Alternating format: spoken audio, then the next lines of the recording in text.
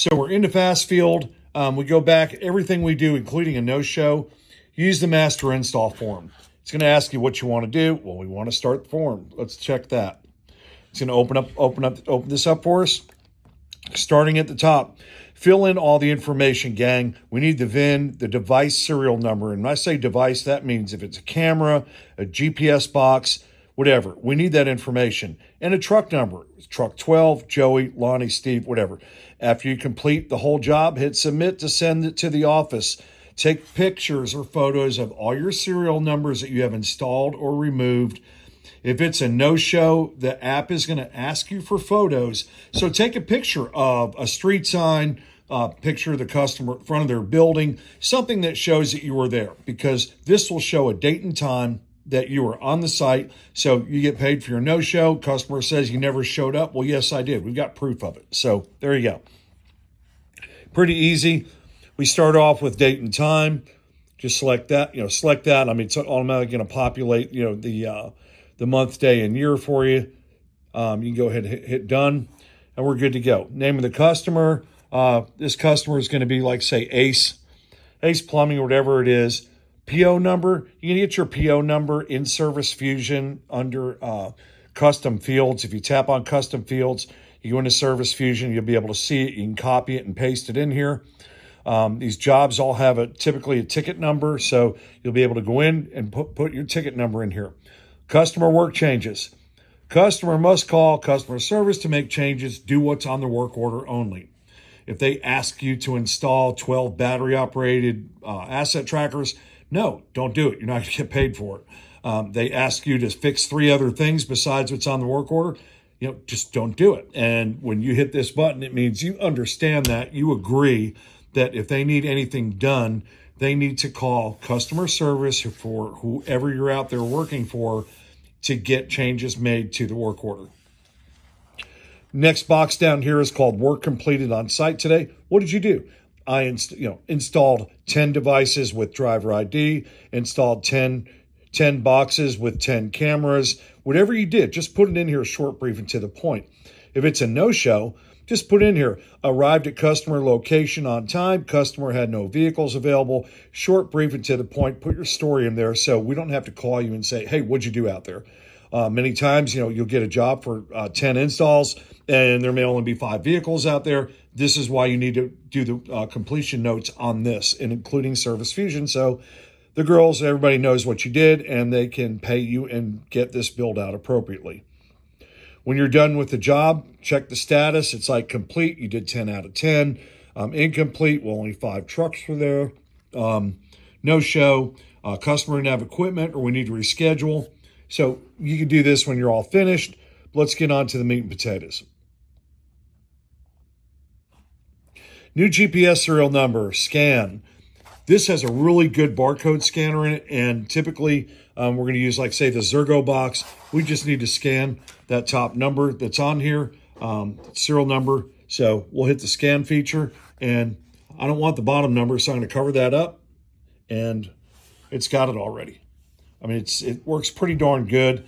So it's got that number already. If for some reason it doesn't scan, you can enter it manually. If you have an old device that you're putting in, go ahead and grab the old device. Sometimes the number will work, sometimes it won't, but make sure you get the ESN for that device, electronic serial number, giving it a quick scan, and look how fast that populates. It works pretty darn good. They made some good improvements to this.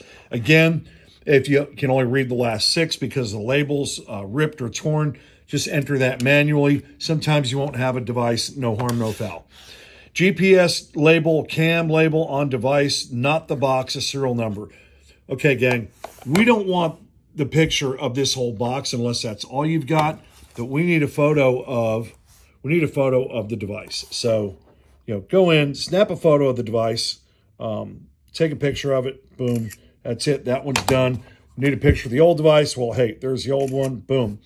We need a picture of the camera. Typically, we want the serial number of the camera. We don't need all the other stuff on the side of the box. So we'll just take a picture of that. Boom. Now, if you have a problem or something goes wrong, you forget, well, hey, at least you've got all this stuff saved. Tap the done button. That's it. Done. Saved. You can see you got 3 photos saved in there. Moving on to the VIN, vehicle identification number. Scan your VIN. This scanner is really, really good. I keep saying that. They've improved it. That little tiny QR code on a General Motors VIN tag that's in the windshield, this little scan tool will pick it up and it'll give you the VIN. It may add a single number to the beginning, but use this to scan your VIN. And when you're done scanning, move to the label. If you're doing it in the door jamb or on the door, take a picture of the VIN. We need to know, it'll tell us the VIN and the year of manufacture, and it also shows what vehicle you were at. So the customer can't say, you didn't do the right vehicle, you didn't do what they told you, it's in the wrong vehicle. The photos don't lie. Most important, guys and girls, when you're using FastField, do it on site. Do not take pictures of everything and then leave and try to fill this in. It's not why we put this together. We do this so to eliminate confusion. And when you leave the job site, this should be completely done before you stick the key in your ignition to take off. Back to the VIN and everything else. Camera scan, we want the serial number. Well, let's go ahead and hit the scanner. Let's get the serial number of this camera. Boom, look how fast that went, and it's accurate. Plus, when we send this to customers, they know that, hey, they scanned this thing, so it's got to be right. I haven't seen this thing wrong yet. Again, it does a good job. Vehicle label, truck number, Joe, Johnny, truck 6, whatever. I mean, all this is self-explanatory. Year, make, model, odometer. If you're doing a piece of equipment, heavy machinery, yellow machinery, a pump, whatever, put the hours in there. That's all. Done. If for some reason the odometer does not work, just put in 111 or 999. Put a number in there. If we see the same numbers in there, we'll know there is a problem with the vehicle, and it's self-explanatory. Also, if you see a red dot next to this information, this is mandatory information that you have to put in. We need to have this. Now, granted, you may not get a VIN photo. If you can't get a VIN photo, get the license plate or something that shows that it's attached to that vehicle. License plate, truck number, VIN number, something, a picture of the whole truck. Just put something in there that shows you're at the vehicle. Moving on down, license plate. If there's no plate on it, it's a temp tag. Use the last 4 of the VIN. What did we do to this truck? Oh, we did an install. We added a camera. We had to add driver ID to it. It's a tow truck. We had to do PTO. We had to add an ECMD cable or logbook cable. We added a driver-facing camera. Check the box, and we had to remove the old device. So there you go. At a glance, we can go into this job. We know what you did. Picture of the camera on glass and GPS mounting spot. If you mount the GPS device, say in the left end cap of the vehicle or behind the left AC vent, take a picture of where you mounted it. If you can catch the GPS in there, that's fine. If you forget, just take a picture of where you mounted it. So if somebody has to go back, you don't have to hunt for it. We can tell you where it's at. Mounting spot of the camera on glass. Now, we want to see the camera on glass. Typically, you might see it from this angle, which is the driver's side.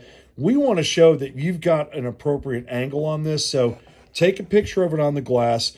We want to show that this is mounted to where they can't drop down the visors and whatnot to block it.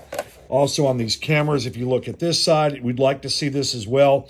If this is mounted level, if the camera's mounted to a windshield and this little eye on the side or football, whatever you want to call it, is mounted level, that means you've got a good view. And the customer can't say, you taking a picture of this? The customer can't say, oh, well, now it's facing up or it's facing down or they didn't do it right.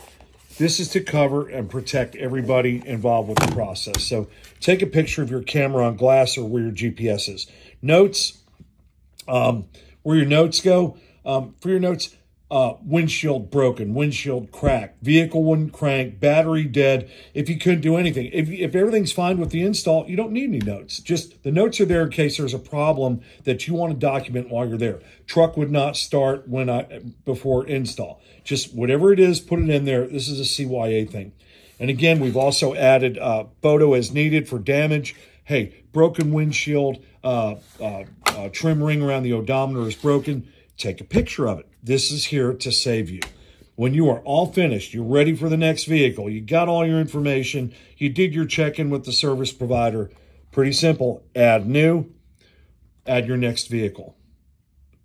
Now, if you've got too many of these, say you do this by accident, and all of a sudden you have like 6 slots filled out, and you only got 2 vehicles, just go ahead and delete that.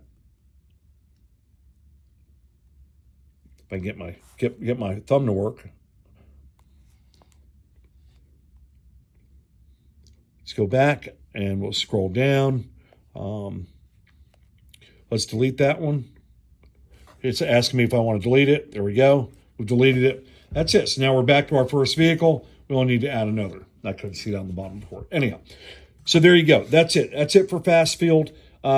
If you have any questions, of course, always call the office.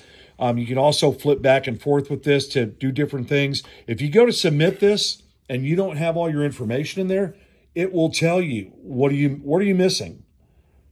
What exactly you're missing? Well, you're missing a PO. It's going to bring you to where the PO is. So we can go next. Let's submit again.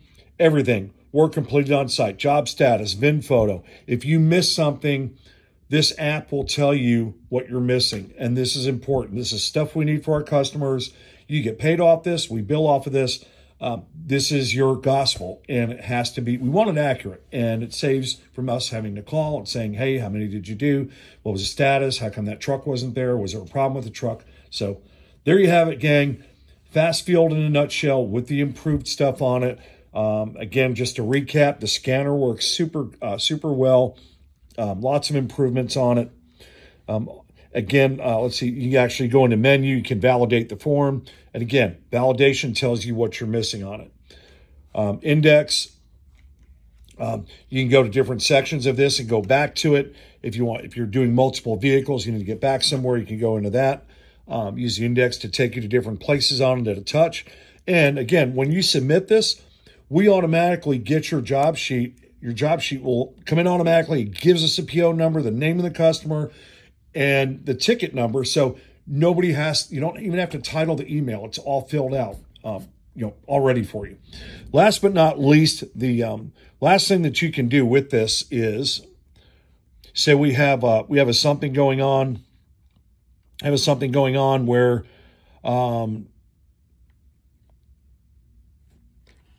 we want to upload this.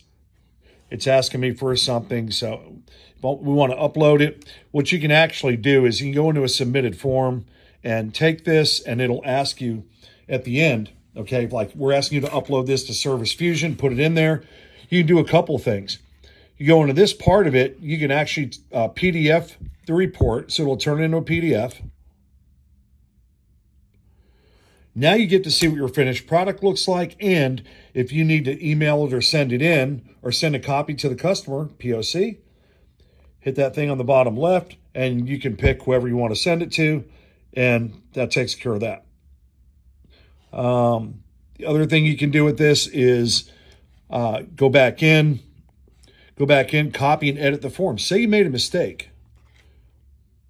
Say you made a mistake. You put in the wrong PO or the wrong ticket number. You can go back in and change it and save it and resubmit it. And the changes will be made in the office. It'll come in twice. If the girls or anybody sees a completed FastField sheet come in twice, they'll know the latest one that came in is the correct one. So again, there's different features in FastField that you can take advantage of. Something else I wanted to show you guys as well is when we look at, say, one of these forms, if we go back in to, let's look at a scan, right? Let's look at a GPS scan. This is important. This will save you time. All right, if you look at this, well, we're not going to rescan it, but let's go down here on the bottom. Look what it has right there. There's the serial number of the device we scanned, right? So check this out. Select all. Copy. I can take that and now paste that into the app that I'm using from the manufacturer to check this device in. So you don't have to keep entering 10 and 17 digit numbers all the time. Guess what? Same thing happens with the VIN of the vehicle. Same thing. You can go back in and rescan it, select the text, the A with the text thing on it, bottom left. It'll bring the whole VIN up. So again, you don't have to sit there and keep re-entering it. You scan it, copy it, paste it into the, say, Reveal app or Geotab app, whatever you're working with, and that's it. You're done. So there you go. There's your down and dirty on FastField, the way we have it set up. And again, if you need to get rid, this is pretty much self-explanatory. You need to get rid of something, you get rid of it. It'll delete the number out. Once you delete it, it's not going to come back. So lots of little things that you can do with this. Most important, we need it filled out completely. We need it accurate, and we need it submitted. And we're going to be going back to where you can actually submit this yourself into your Service Fusion app. This way your job sheet is uploaded in there and nobody will ever have to chase you for it. It's all done on site before you leave, and it enables everybody to work much faster and much smoothly. So if you have any questions, call the office. There's your down and dirty on FastField. Enjoy.